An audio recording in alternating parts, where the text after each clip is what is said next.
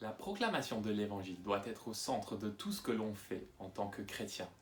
C'est le cœur du ministère chrétien même. C'est la raison d'être de l'Église de Jésus-Christ en attendant son retour. Les derniers mots de l'apôtre Paul dans sa lettre aux Éphésiens nous montrent l'importance de cette proclamation. Paul nous parle de son désir de faire connaître avec assurance le mystère de l'Évangile. Pourquoi demande-t-il cela? Et quel est le contexte de cette proclamation? Paul met en avant trois réalités. Réalités que nous avons parfois tendance à négliger en tant que croyants. Premièrement, l'existence d'un combat. Éphésiens 6 nous parle du fait que les chrétiens se trouvent dans un combat.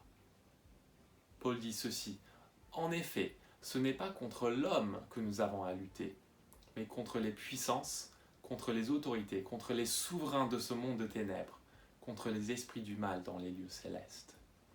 La proclamation de l'Évangile sera toujours opposée. Les ennemis ne cesseront d'attaquer l'Église parce qu'on annonce un message de victoire sur Satan.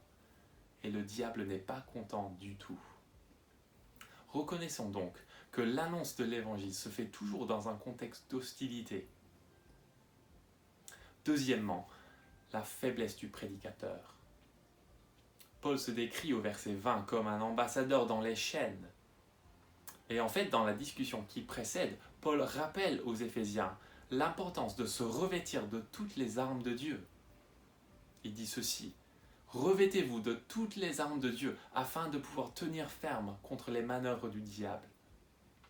Un peu plus loin, il dit: prenez toutes les armes de Dieu afin de pouvoir résister dans le jour mauvais.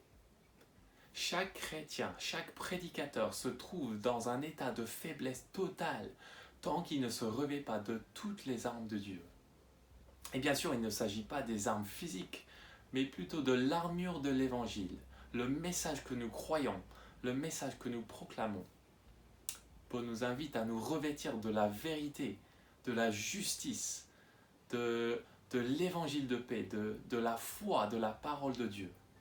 C'est là où se trouve la vraie puissance dans le combat spirituel. Et troisièmement, la puissance de la prière.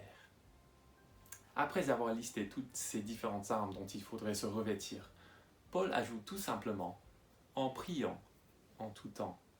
Dans l'original, il s'agit d'un participe. Revêtez-vous en priant. En d'autres termes, c'est la prière qui active en quelque sorte toutes les armes de Dieu. Le ministère chrétien se caractérise donc par la proclamation et la prière. Selon Paul, il est impensable qu'on proclame le Christ sans que cette proclamation ne soit accompagnée de la prière fervente et constante. Voilà comment nous menons le combat spirituel. Proclamation plus prière. Que le Seigneur nous fortifie pour cette proclamation et pour tenir ferme dans sa force toute puissante.